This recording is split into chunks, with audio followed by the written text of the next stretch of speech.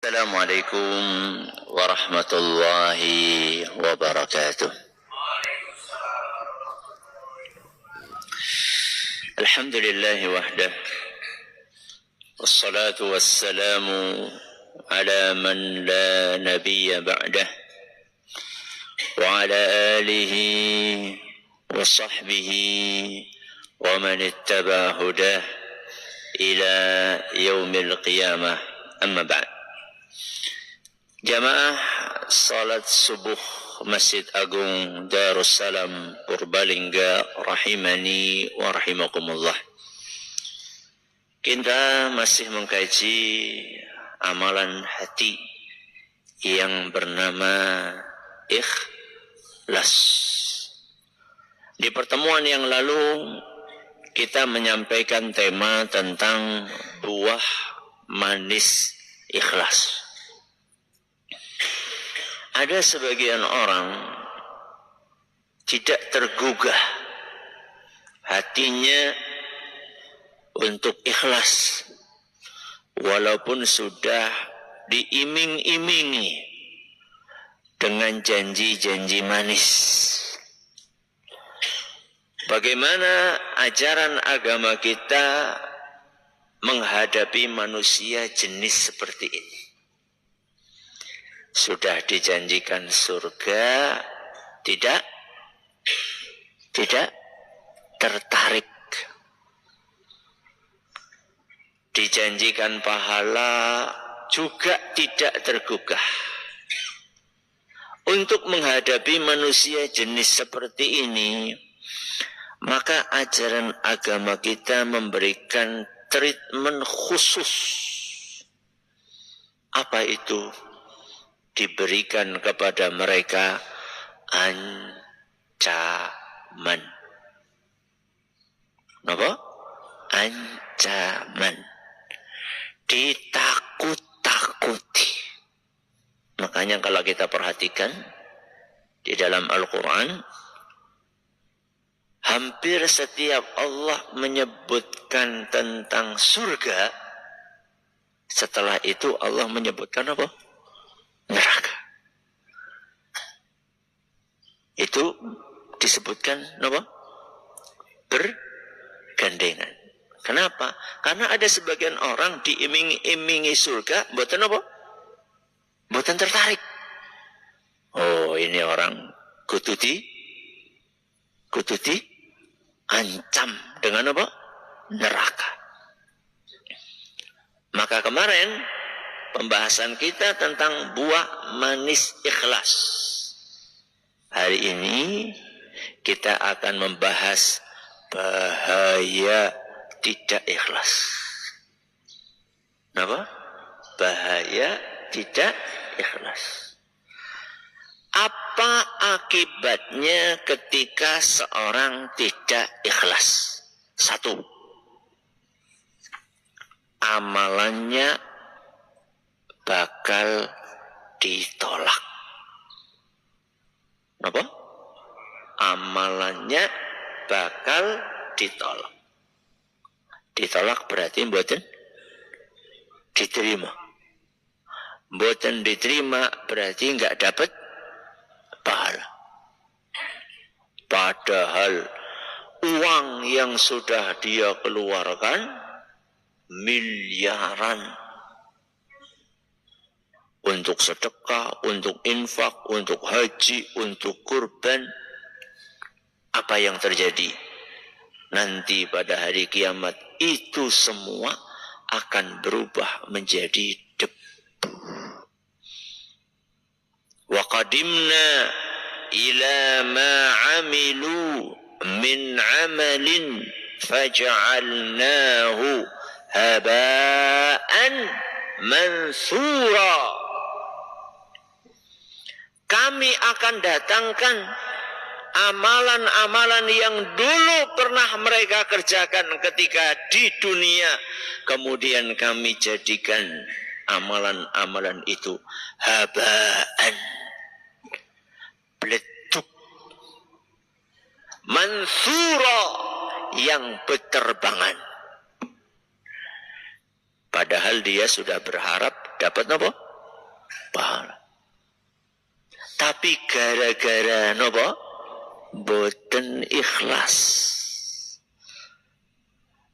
Karena sedekahnya enggak ikhlas, karena kurbannya enggak ikhlas, karena hajinya enggak ikhlas, karena sholatnya enggak ikhlas, karena puasanya enggak ikhlas, karena ngajinya enggak ikhlas, dia tidak akan mendapatkan apa-apa dari capeknya. Dia tidak akan mendapatkan apa-apa dari uang yang dia keluarkan. Dia tidak akan mendapatkan apa-apa dari tahajud yang setiap malam dia lakukan. Gara-gara apa? Tidak ikhlas.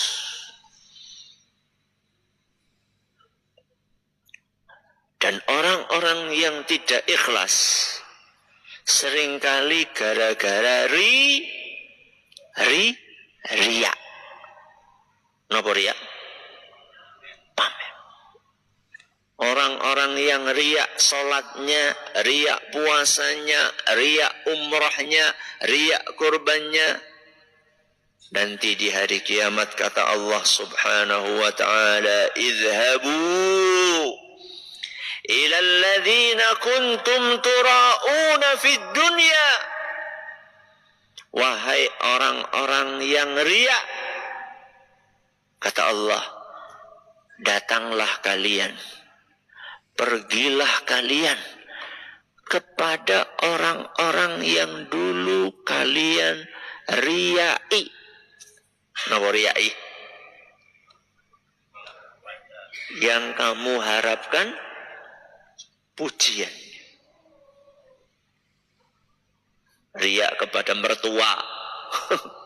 Berarti kon lunga mengone mertuane. Riya kepada bos, kon lunga mengone bose. Riya kepada ustad, kon lunga mengone ustad. Wahai orang-orang yang riya, pergilah kalian untuk menemui orang-orang yang kalian riyai. Fanzuru hal tajiduna indahum jazaa'a. Mintalah pahala kepada mereka. Mintalah pahala kepada mereka. Sakit? Bisa? Ya tidak bisa. Hadis riwayat Ahmad dan dinilai sahih oleh Syekh Al-Albani. Pahala itu hanya Allah yang bisa ngasih. Bos nggak bisa, ustadz nggak bisa, apa maning mau? Mertua nggak bisa, nggak ada yang bisa ngasih pahala kecuali Allah. Itu artinya orang yang riya nggak mendapatkan apa-apa dari amalan yang dia kerjakan. Rugi mboten? Rugi. Ini buah yang pertama. Maaf kok buah. Akibat. Napa akibat yang pertama? Amalannya ditolak. Berarti kalau amalannya ditolak, akibat berikutnya apa? Gagal masuk surga. Itu akibat berikut. Apa yang kedua? Gagal masuk surga. Kok bisa Ustaz? Iya. Ketika amalannya ditolak, berarti amalan yang dia kerjakan tidak ada bobotnya. Padahal amalan kita nanti akan diapain? Akan ditimbang. Pahala sholat dengan dosa riya. Lawong sholatnya nggak dapat pahala gara-gara apa?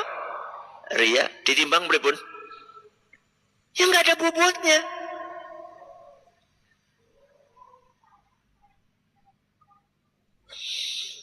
Karena nggak ada bobotnya, akhirnya pun gagal untuk masuk kemana? Ke surga.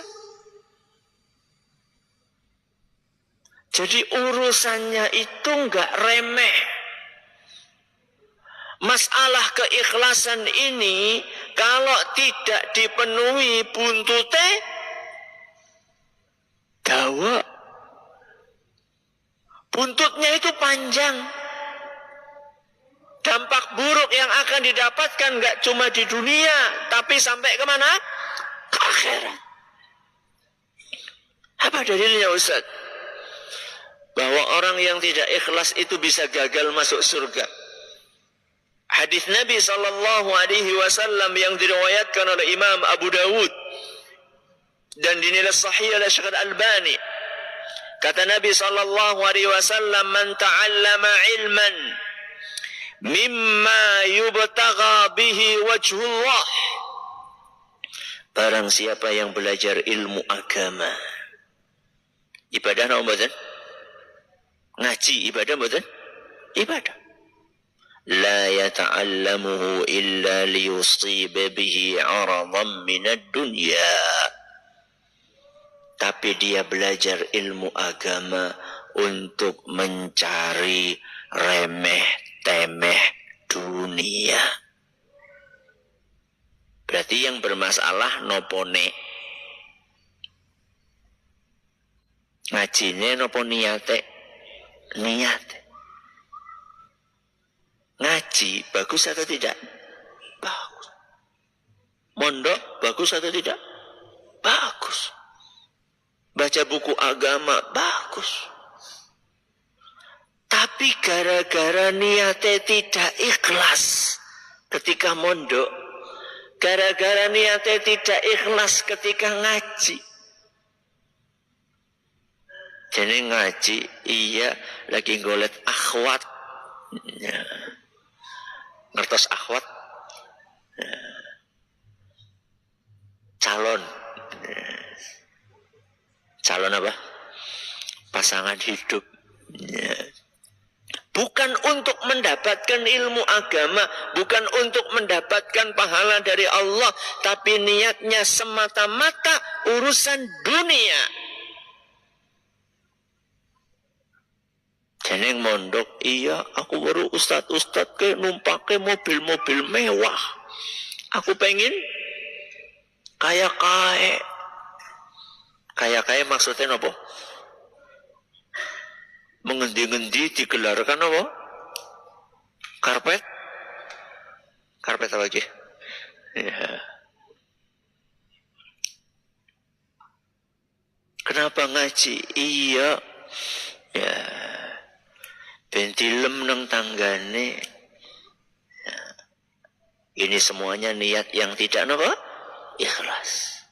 Barang siapa yang belajar ilmu agama, tujuannya untuk mencari remeh-temeh dunia, lam yajid arfal jannati yaumal qiyamah, tidak akan mencium harumnya surga pada hari kiamat. Tidak akan apa? Mencium harumnya surga. Surga niku ada aroma harumnya atau tidak? Ada. Surga itu adalah tempat yang harum, yang indah, yang sejuk, yang enak, semua kenikmatan ada di dalamnya. Kalau enggak bisa mencium harum surga, berarti ya enggak masuk surga. Kalau masuk surga pasti apa? Mencium. Kalau enggak bisa mencium harumnya surga, berarti enggak masuk surga. Kita ulangi nggih, akibat yang pertama apa? Amalannya ditolak. Akibat yang kedua, gagal masuk surga. Kalau orang gagal masuk surga, artinya apa? Hah? Maka akibat yang ketiga adalah terancam masuk neraka. Karena di akhirat itu adanya surga sama apa? Neraka. Masuk surga gagal, berarti sisanya neraka. Rentetannya tuh seperti itu. Satu, amalannya ditolak.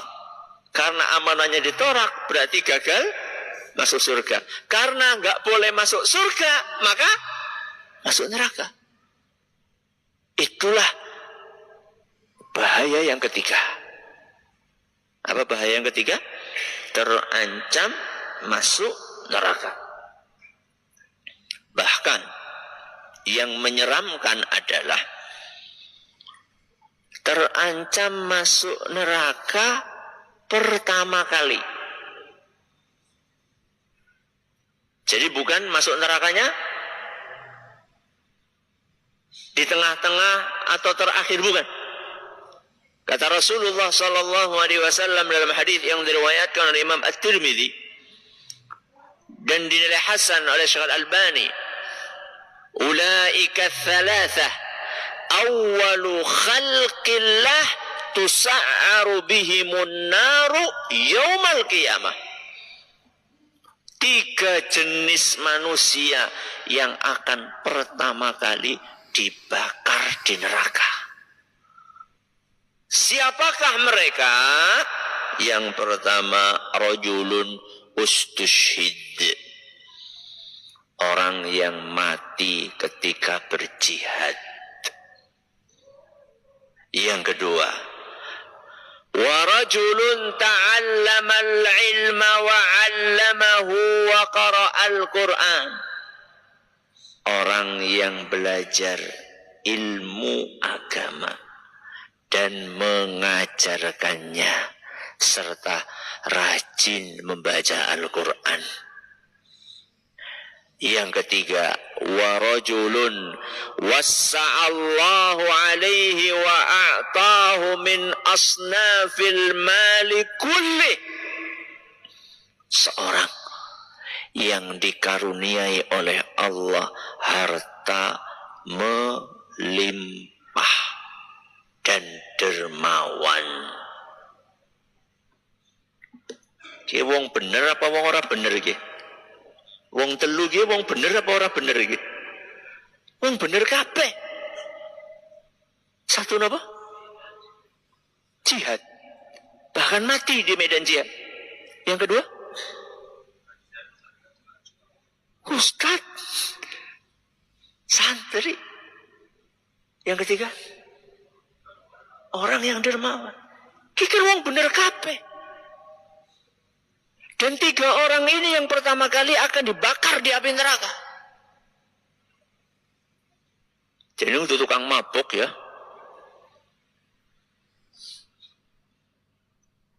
Jadi untuk koruptor ya.